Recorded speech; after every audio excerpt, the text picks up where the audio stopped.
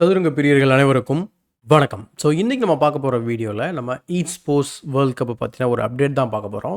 இந்த வீடியோவில் நம்ம வந்து மேக்னஸ் கால்சனுக்கும் ஹிகாரு நகமுராவுக்கும் நடந்த செமிஃபைனல்ஸ் கேம் வந்து ஒன்று பார்க்க போகிறோம். ஸோ இந்த கேமுக்குள்ளே போகிறதுக்கு முன்னாடி ஒரு ரெக்வஸ்ட் என்ன பண்ணால், நம்ம சேனல் நீங்கள் சப்ஸ்கிரைப் பண்ணாமல் வீடியோஸ்லாம் பார்த்துருக்கீங்க அப்படின்னா சப்ஸ்கிரைப் பண்ணிட்டு பெல் பட்டனை ப்ரெஸ் பண்ணி வச்சுக்கோங்க. மறக்காமல் இந்த வீடியோக்கு ஒரு லைக் போடுங்க. ஸோ இப்போ இந்த கேமை பார்க்கலாம். ஸோ இந்த கேமில் வந்து மேக்னஸ் வந்து ஒயிட் பீசஸ் வந்து ஹேண்டில் பண்ணுறாரு. கேம் வந்து D4 வந்து ஓப்பன் பண்ணுறாரு. அதுக்கு ஹிகாரு வந்து D5 ரிப்ளை பண்ணுறாரு. அதுக்கு C4, C5. ஸோ ரொம்ப இன்ட்ரெஸ்டிங்கான ஒரு பான் டென்ஷன் ஓப்பனிங்லே. So C takes D5, queen takes D5, அதுக்கப்புறம் E3. Knight C3 work out ஆகாது, ஏன்னா டீப் ஆன் ஹேங்கிங். ஸோ அதனால் நைட் C3 இப்போ ப்ரிப்பேர் பண்ணுறாரு. அப்புறம் E6, நைட் C3, பின் அதுக்கப்புறம் queen to D8. So night C3 வந்து நைட் F3 விளையாடுறாரு. அதுக்கப்புறம் நைட் F6 இவர் கொண்டு வராரு. So porn to E4. So சென்டரில் வந்து பார்த்திங்கனாக்கா டுவல் பான் செட்டப் பண்ணுறாரு. பாசிபிளாக இருந்ததுன்னா இன்னும் ஃபர்தராக கூட பான் அட்வான்ஸ் பண்ண வாய்ப்பு இருக்குது. ஸோ அதனால் பான் டென்ஷனை வந்து ஹிகாரை வந்து ரிலீஸ் பண்ணுறாரு. ஸோ C takes D4 வந்து விளையாடுறாரு. பின் அதுக்கப்புறம் night tax D4. So E5, பின் அதுக்கப்புறம் பிஷப் டு B5 செக்கு. ஏன்னா இந்த பொசிஷனில் வந்து எப்படினாலும் இந்த நைட்டை மூவ் பண்ணோம் அப்படின்னா அவர் குயின் ட்ரேட் பண்ண போகிறாரு. நைட்டை வெட்டணும், நைட்டால் குயினை வெட்டணும் அப்படின்னு சொன்னால் இந்த பான் வந்து ட்ராப் ஆக வாய்ப்பு இருக்கும். ஸோ அதனால் டெவலப்மெண்ட் பண்ணலான்னு இந்த ஒரு இன்ட்ரெஸ்டிங்கான செக்கை வந்து த்ரோ பண்ணுறாரு. ஸோ பிஷப்பால் பிளாக் பண்ணதுக்கப்புறம் ட்ரேட் பண்ணுறாரு. ட்ரேட் பண்ணதுக்கப்புறம் குயினில் வெட்டுறாரு. ஏன்னா இந்த இடத்துல நம்ம வந்து நைட்டில் வெட்டியிருந்தாரு அப்படின்னா நமக்கு வந்து நைட்டு சாதாரணமாக மூவ் பண்ணிக்கலாம். அதுக்கப்புறம் அந்த பான் மேலே எந்த பிரச்சனையும் வராது இமீடியட்டாக. பட் இந்த மாதிரி குயினில் வெட்டுறதுனால திரும்ப நைட் வந்து மூவ் பண்ண உடனே குயின் வந்து ட்ரேட் பண்ணுறாரு. நான் இங்கே ஏற்கனவே மென்ஷன் பண்ண மாதிரி நைட் இன்ட்டு D1 நீங்கள் அடிச்சிங்க அப்படின்னா உங்களுக்கு டேரெக்டாகவே E4 பான் ட்ராப் ஆகிடும். ஸோ பெரிய ஒரு ட்ராபேக். ஸோ ஓப்பனிங்கில் ஒரு பான் வித்தவுட் எனி காம்பன்சேஷன் போயிடும். அதனால் king tax D1 விளையாடுறாரு. Night C6, அதுக்கப்புறம் கிங் E2. ஸோ இமீடியட்டாக ஏன்னா குயின் சைடு வந்து கேன்சல் பண்ணி ரூக்கை வந்து செக்கோடு இங்கே கொண்டு வர போகிறாரு. அதனால் கிங் E2 இவரேவே ப்ரொஃப்ளாக்டிக்காக வந்து ஆடிடுறாரு. நைட் டு B4 வந்துட்டு நைட்டை வந்து சேலஞ்ச் பண்ணுறாரு. அதுக்கப்புறம் நைட் E3 போயிட்டு அதை அவாய்ட் பண்ணுறாரு. ஏன்னா இந்த பொசிஷனில் நம்ம ட்ரேட் பண்ணுறோன்னு வச்சுக்கோங்களேன், பிஷப் இன்டு B4ன்னு தேவையில்லாமல் நம்ம ஒரு பீஸை டெவலப் பண்ணுறது மட்டும் இல்லாமல் இன்னொரு பிரச்சனை என்ன அப்படின்னா, இந்த நைட்டு வந்து பார்த்திங்கன்னா இந்த பானை டிஃபெண்ட் பண்ணிக்கிட்டு இருக்கு. ஸோ அந்த டிஃபெண்டரை வந்து நம்ம டிஸ்டர்ப் பண்ணுற மாதிரி ஆகிடும். எக்ஸாம்பிளுக்கு நீங்கள் பிஷப் D2 விளையாடலாம். இல்லை நீங்கள் கேஷுவலாக ஏதாவது பண்ணீங்க, எக்ஸாம்பிள் இந்த மாதிரி எதாவது பண்ணிங்கன்னா bishop into C3 and then knight takes E4ன்னு வரும். ஸோ அதனால் பிஷப் டு D2 விளையாட முடியும். அப்போது வந்து king to E7, pawn to F3, and then game would continue without any problem. Even king E6 to defend this pawn. பின் அதுக்கப்புறம் rook H D1. But கேமில் வந்து நைட் E3 போகிறாரு. பின் அதுக்கப்புறம் rook to C8, அடுத்து rook to D1, bishop C5, அதுக்கப்புறம் நைட்டை வந்து F5ல போடுறாரு. F5 போட்டோன்னே உடனே ஒரு கிக் பண்ணுறாரு. அது கிக் பண்ணதுக்கப்புறம் நைட்டை வந்து மூவ் பண்ணுறதுக்குள்ள கவுண்டர் அட்டாக் பண்ணுறாரு. ஏன்னா இந்த பொசிஷனில் சப்போஸ் நீங்கள் நைட்டையே வெட்டிட்டீங்க அப்படின்னு சொன்னாலும் நம்ம பிஷப் டு F6 வந்து நம்ம 4 பண்ண முடியும். இப்போ ரூக்கை தான் மூவ் பண்ணணும். rook G8, ரூக் G8க்கு அப்புறம் நம்ம வந்து E takes F5 ஃபஸ்ட்டு விளையாடலாம். சப்போஸ் அவர் இங்கே வெட்டினார்னு வச்சுக்கோங்களேன், இங்கே வெட்டும்போது நமக்கு நைட் E4 இருக்குது. டைம் கெயின் பண்ணி இதை டிஃபெண்ட் பண்ண முடியும். அது மட்டும் இல்லாமல் இப்போ நீங்கள் பிஷப் மூவ் பண்ணி ஆகணும். பிஷப் E7ல் போட்டதுக்கப்புறம் நம்ம பிஷப் இன்ட்டு E5 அடிக்க முடியும். எண்ட் ஆஃப் த வேரியேஷனில் உங்களுக்கு ஒரு பான் அப்பில் இருப்பீங்க. ப்ளஸ் ஆக்டிவான பீசஸ் இருக்குது. இங்கே இந்த ரூக்கையும் நம்ம ட்ராப் பண்ண வாய்ப்பு நிறைய இருக்குது. பிஷப் G3 போட்டு உடனே கிங் F3ஓ கிங் F1ஓ போட்டோம் அப்படின்னா ரூக் வந்து ட்ராப் ஆகிடும். இந்த மாதிரி இன்ட்ரெஸ்டிங்கான ஒரு வேரியேஷன் இந்த இடத்துல இருக்குது. பட் கேமில் வந்து ரூக் C6 போடுறாரு. அதை ஃபர்தராக டிஃபெண்ட் பண்ணுறாரு. ரூக்கையும் டெவலப் பண்ண மாதிரியும் ஆகிடுது, அதுக்கு டிஃபென்ஸ் கொடுத்த மாதிரியும் ஆகிடுது. ஸோ அதனால தான் இந்த மூவ் பண்ணுறாரு. ஸோ நைட் டு D6 வந்து ஒரு ப்ரில்லியண்ட்டான ஒரு மூவ். ஏன்னா இந்த இடத்துல ஒரு பொசிஷனலான ஒரு பிரச்சனை இருக்குது பிளாக்குக்கு. என்னன்னு சொல்லி நம்ம பார்க்கலாம். இங்கே வந்து ஒரு பிஷப் இன்ட்டு D6 தான் அடிக்கிறாரு. சில பேருக்கு ரூக் இன்ட்டு D6 அடித்தா என்ன ஆகும் அப்படின்னு பார்த்தோம்னா, ரூக் இன்ட்டு D6, அடுத்து பிஷப் இன்ட்டு D6. இப்போ பார்த்தீங்கன்னா நமக்கு வந்து பிஷப் இன்ட்டு F6 இருக்குது. அடித்ததுக்கப்புறம் நம்ம வந்து ஒரு ரூக்கை மூவ் பண்ணிக்கலாம். இதில் என்ன பெரிய இஷ்யூ வரப்போகுது அப்படின்னு பார்த்தீங்கன்னாக்கா, knight to B5. Knight to B5க்கு அப்புறம் bishop all the way back தான் போகணும். அப்படி போனதுக்கப்புறம் நம்ம அடுத்த ரூக்கை உள்ளே கொண்டு வந்து செக்மேட் த்ரெட்டன் பண்ணலாம். இது தடுக்கிறதுக்கு நைட் C6 போகணும். இப்போ என்ன ஆச்சு அப்படின்னு நீங்கள் பார்த்தீங்கன்னாக்கா, ஒவ்வொரு பீஸும் ஒவ்வொரு ஸ்கொயருக்கு வந்து பார்த்தீங்கன்னா என்ன சொல்ல பேக்வேர்ட்ஸில் போயிருக்கு. ஒவ்வொரு பீஸோட பொசிஷன் பார்த்தாலே தெரியும் யார் உங்களுக்கு இங்கே பெட்டராக இருக்காங்க அப்படின்னு சொல்லிட்டு. ஸோ அந்த காரணத்தினால இந்த பொசிஷனை பொறுத்த வரைக்கும் white is completely winning positionally. So ஃபர்தராக எப்படி போகலாம், ஒரு வேளை கேம் வந்து ஃபர்தராக எப்படி போகலாம் அப்படின்னு பார்த்தீங்கன்னா, மேபி கிங்கை வந்து F1க்கு போடலாம். சப்போஸ் அவங்க இங்கே கிக் பண்ண ஆரம்பித்தா கூட நம்ம நைட்டு D6 செக்கு போட முடியும். இப்போ நீங்கள் என்ன பண்ணாலும் இந்த பான் வந்து ட்ராப் ஆக வாய்ப்பு நிறைய இருக்குது. எக்ஸாம்பிள் பிஷப் இன்ட்டு D6 நீங்கள் அடிச்சிங்கன்னா தென் ரூக் இன்ட்டு D6. ஸோ அதுக்கப்புறம் இந்த நைட்டுக்கு வந்து பார்த்தீங்கன்னா கான்ஸ்டன்ட் ப்ரெஷர் இருக்குது. இந்த நைட்டால் எங்கேயும் போக முடியாது. நான் E5 பான் வந்து ட்ராப் ஆகிடும்.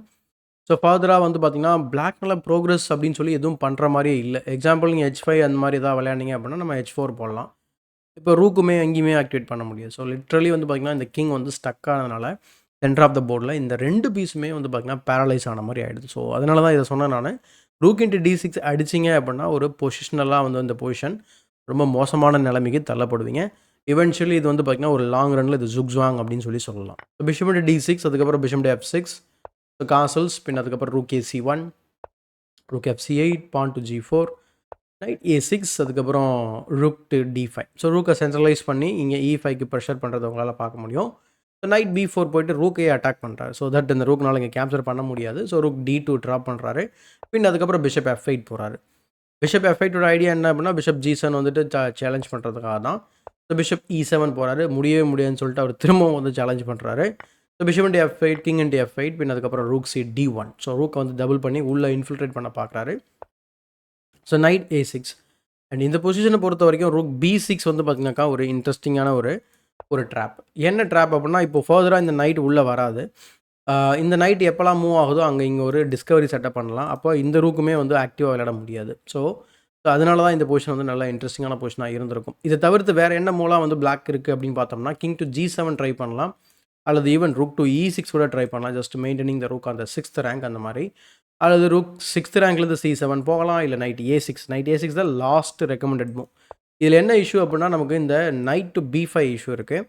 இப்போ வந்து ஹிக்கார் அதே போல் ரூக் B6 விளையாடினாலும் இங்கே இந்த பான் வந்து ட்ராப் ஆகிடுது. இந்த இடத்துல இந்த நைட்டை ட்ராப் பண்ணுற மாதிரி இருக்கும். ஆனால் ஆக்சுவலாக ட்ராப் பண்ண முடியாது. வித் ப்ரிசைஸ் ப்ளே வந்து நைட் வந்து வெளியில் வர வாய்ப்பு நிறைய இருக்குது. பத்தாவதுக்கு இப்போ இந்த ரூக் வேறு அட்டாக்ல இருக்குது. ஸோ அதனால் ரூக்கை மூவ் பண்ணுறாரு. ஆனால் இந்த ரூக் மூவ் வந்து பார்த்திங்கன்னா பெரிய மிஸ்டேக். இது ஏன் மிஸ்டேக் அப்படிங்கிறத கேமில் மேக்னஸ் வந்து பனிஷ் பண்ணுறதை நம்ம வந்து பார்ப்போம். பட் இங்கே என்ன மூவ் சரியான மூவ் அப்படின்னு நம்ம வந்து பார்த்தோம் அப்படின்னா நிறைய மூவ்ஸ் இருக்குது. Rook to C4 rook to C5 R even rook to C7 R even to attack the night. என்ன கேட்டிங்கன்னா, எனக்கு ரூக்கை லிஃப்ட் பண்ணி ஆக்டிவாக விளையாடுறது ரொம்ப ரொம்ப இன்ட்ரெஸ்டிங்காக இருக்கும். ஏன்னா ரூக் A8 பண்ணிங்கன்னா நீங்கள் அட்டாக் பண்ணுறீங்க. But then rook D8 check வச்சுட்டு அதுக்கப்புறம் எஸ்கேப் ஆக போகிறாங்க. அதுக்கு நம்ம வந்து ரூக் ஆக்டிவேட்டே பண்ணிட்டு போயிடலான்ற மாதிரி இருக்கும். ரூக் C4 ரூக் C5 வச்சுட்டு. ஸோ எஸ்பெஷலி ரூக் C5 ஏன்னா அதுதான் வந்து retreating square for the knight. But கேமில் ஒரு நைட் இன்ட்டு A7க்கு அப்புறம் அவர் ரூக்கை வந்து E8ல போட்டதுனால C5ல வந்து இவர் பிடிச்சிடுறாரு. ஸோ இந்த நைட் எங்கேயா மூவ் ஆச்சு அப்படின்னா ரூக்கை இமீடியட்டாக வந்து டபுள் பண்ணுற வாய்ப்பு கிடைக்கும். ஸோ நைட் B8 போனது அதுக்கப்புறம் நைட் C8 த்ரெட்னிங் த ரூக். ஸோ ரூக்கை வந்து C6ல போட்டோன்னே ட்ரேட் பண்ணிடுறாரு.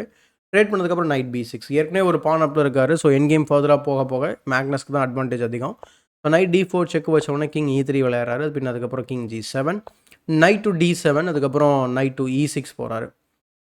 இந்த பொசிஷன்லாம் வந்து பார்த்திங்கன்னா பார் எக்கச்சக்கமாக வந்து ஃபர்தராக கொஞ்சம் கொஞ்சமாக மேலே போயிட்டே இருக்கும். இதுக்கான விஷயம் என்ன அப்படின்னு நம்ம பார்க்கும்போது, இந்த ஒரு வீக் பானாக இருக்கிறதும், இந்த நைட்டோட பொசிஷன் ப்ளஸ் இந்த பான் வீக் பானாக இருக்கிறதும், இப்படி பல பிரச்சனைகள் இருக்குது. இந்த 2 பானில் ஒரு பான் வந்து பாஸ் பான் ஆகிறத தடுக்கவே முடியாது. ஸோ H4 போட்டு இந்த பானை வந்து அட்டாக்ல தான் தடுக்கிறாரு. நைட்டை வந்து பார்த்திங்கன்னா இங்கே போடுறாரு. இந்த பொசிஷனில் நம்ம டேரெக்டாக இதை வெட்டலாமா? ஏன்னா இதர டிஃபெண்டர் வெட்ட முடியுமா அப்படின்னு பார்த்தா நைட் G2 செக் வச்சு ஃபோர்க் பண்ணிடுவார். இப்போ நீங்கள் கிங்கை வந்து D4ல போட்டு ஆக்வர்டாக இதை டிஃபெண்ட் பண்ணுற மாதிரி இருக்கும். அதுக்கப்புறம் அந்த பானையை எடுத்துருவார். அந்த காரணத்தினால இந்த பொசிஷனில் அதை வெட்ட முடியாது. ஸோ அதனால் கிங் F3 போகிறாரு. போனதுக்கப்புறம் H6க்கு அப்புறம் நைட் இன்ட்டு E5 இப்போ விளையாடுறாரு. இப்போ தேர் இஸ் நோ செக்கு. அது மட்டும் இல்லாமல் இங்கே G இன்ட்டு H6 நீங்கள் கன்சிடர் பண்ணீங்க அப்படின்னா அதுவுமே ஃபென்டாஸ்டிக்கான மூவ் தான். கிங் இன்ட்டு H6 அதுக்கப்புறம் night E5 night into E5 அதுக்கப்புறம் H இன்ட்டு G5 நைட்டுக்கு பாதுகாப்பு கொடுத்தாரு. அதை வெட்டிட்டாரு. அதுக்கப்புறம் நைட் E6 போயிட்டு இங்கே அட்டாக் பண்ணுறாரு. ஆனால் இங்கே கிங் E3 விளையாடுறதுக்கப்புறம் rook H8 and then pawn to F4. இந்த பான் டு F4 மிகப்பெரிய ஒரு பிளண்டர் மாதிரி தெரியும். ஆனாலும் பார் வந்து பார்த்தீங்கன்னாக்கா ஒயிட்டோட பர்ஸ்பெக்டில் பெட்டராக காமிச்சிக்கிட்டு இருக்கும். இதுக்கான முக்கியமான காரணம் என்ன அப்படின்னா இங்கே சில டாக்டிக்கல் மூவ்ஸ் இருக்குது. ரூக் H4 வந்து எக்ஸ்பெக்ட் பண்ணுற ஒரு மூவ் நீங்கள் நிறைய பேர் இதை கன்சிடர் பண்ணிப்பீங்க. ஆனால் மேக்னஸ் வந்து நைட் F3 விளையாடுறாரு. ஏன்னா அங்கே டபுள் அட்டாக் இருக்குது நைட் F3 அப்படிங்கிற மாதிரி இருக்கும். இங்கே சூப்பரான ஒரு டாக்டிக்கல் ஐடியா இருக்குது. என்னென்னா அவர் ஆக்சுவலாக வெட்டலை. இது வெட்டியிருந்தாரு அப்படின்னா ரூக் இன்ட்டு F4க்கு அப்புறம் இங்கே நைட் டு D4 வந்து இருக்குது. ஸோ டாக்டிக்கலாக வந்து இந்த ரூக்கை வின் பண்ண வாய்ப்பு இருக்குது. எக்ஸாம்பிள் இப்போ நீங்கள் ரூக்கை காப்பாற்றிட்டு போனீங்க அப்படின்னு சொன்னால் தென் செக்குன்னு சொல்லி பி பானை வெட்டிட்டு ஏ பானை வந்து பாஸ் பண்ணால் மாற்றி ஓட வேண்டியது தான். ஸோ ரூக் G4 விளையாடுறாரு. அதுக்கப்புறம் ரூக் டு D7 பின் அதுக்கப்புறம் rook into F4 and then rook takes B7 and rook takes B7க்கு அப்புறம் ரூக் G4 போடுறாரு. பட் இங்கே வந்து சாதாரணமான ஒரு டாக்டிக்ஸ் தான். ஸோ சிம்பிளாக வந்து மேக்னஸ் வந்து ரூக் இன்ட்டு F7 செக் கொடுத்துட்றாரு. அதுக்கப்புறம் கிங் இன்ட்டு F7. ஸோ ஒரு சிம்பிளிஃபைட் பொசிஷனில் ஒரு 3 பான் அப்பில் இருக்கார். அண்ட் நைட் இன்ட்டு G5க்கு அப்புறம் A4. ஸோ 2 பான் அப் ஆக்சுவலாக. ஏன்னா G5 பானை வெட்டிட்டார் அவர். பட் இந்த பொசிஷனில் A4 வச்ச உடனே வந்து பார்த்தீங்கன்னாக்கா ஹிகாரு வந்து ரிசைன் பண்ணிட்டாரு. இதனால் இவங்களுக்கு இடையில நடந்த வந்து பார்த்தீங்கன்னா ரேபிட் கேம் வந்து ட்ரா ஆனதுனால ஆர்மகடன் வந்து ஃபோர்ஸ் பண்ணுறாங்க. ஆர்மகடனில் வந்து பார்த்தீங்கன்னா மேக்னஸ் வந்து வின் பண்ணிடுறாரு. இதனால் செமிஃபைனல்ஸில் ஹிகாரு நக்கமுராவை எலிமினேட் பண்ணிடுறாரு மேக்னஸ் கால்சன். ரிசல்ட்ஸ் பேஜை நம்ம பார்க்கலாம் குயிக்காக. ஸோ இதுதான் ரிசல்ட்ஸ் பேஜ். ஒரு பக்கம் வந்து அலிசா ஃபிரூஷா வந்து அர்ஜுனை வந்து பீட் பண்ணியிருக்காரு. இன்னொரு பக்கம் மேக்னஸ் வந்து ஹிகாருவை பீட் பண்ணியிருக்காரு. ஸோ இப்போது மேக்னஸ் கால்சனுக்கும் அலிசா ஃபிரூஷாக்கும் நடக்க போகுது. இந்த பக்கம் 3rd பிளேஸ் யாருன்றதுக்காக அர்ஜுனுக்கும் ஹிகாரு நக்கமுராக்கும் நடக்க போகுது.